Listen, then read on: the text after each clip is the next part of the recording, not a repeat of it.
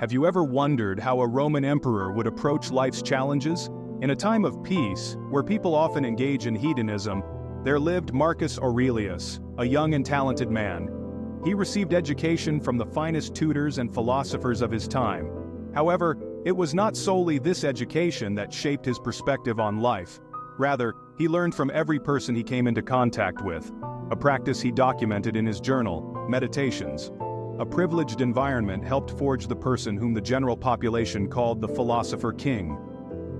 To understand Marcus Aurelius, we must dispel many misconceptions about Stoicism. Contrary to popular belief, Stoicism does not advocate for unconditional physical toughness or a fear of emotions, which is often seen as a toxic trait.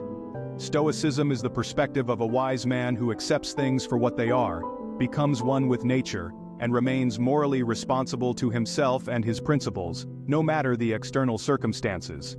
Imagine life as a ship navigating through turbulent or calm waters, equipped with a sturdy, reliable compass that remains unaffected by its environment.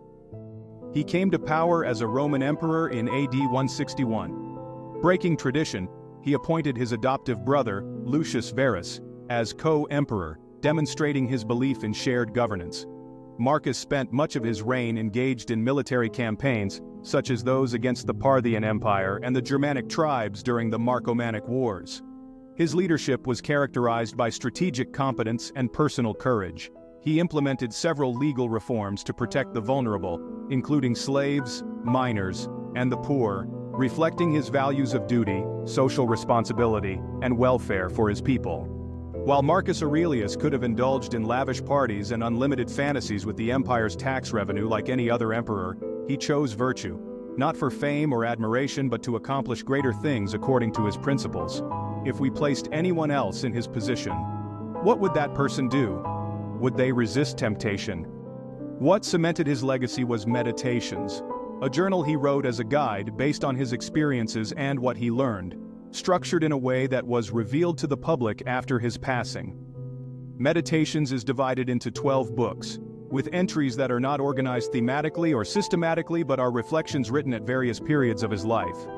Marcus Aurelius often reflects on the universe as governed by reason and the importance of living in accordance with nature, aiming for a harmonious and sustainable existence through choices and actions aligned with the natural world's rhythms and laws. Marcus Aurelius championed a life aligned with nature, where nature encompasses not just flora and fauna, but the universe's inherent order. According to him, trees flourish because they are destined to, reaching their maximum size and beauty, without seeking approval or external reward. They thrive, manifesting strength and magnificence because it's their purpose. Similarly, a caterpillar transforms into a butterfly, and a young bear bird evolves into an eagle, not out of desire, but due to their innate roles. Marcus Aurelius believed humans are also meant to realize their innate potential.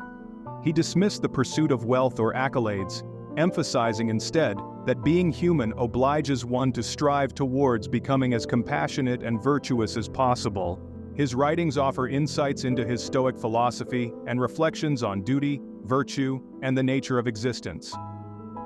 He acknowledges the valuable lessons he learned from his family members, teachers, mentors, and friends, as well as the influence of philosophical principles and personal experiences.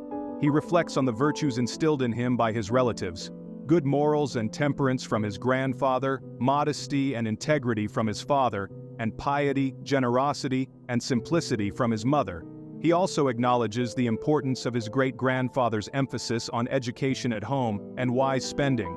He expresses gratitude for the positive influences of his father, Severus, and his brother Maximus, in shaping his character and guiding his behavior.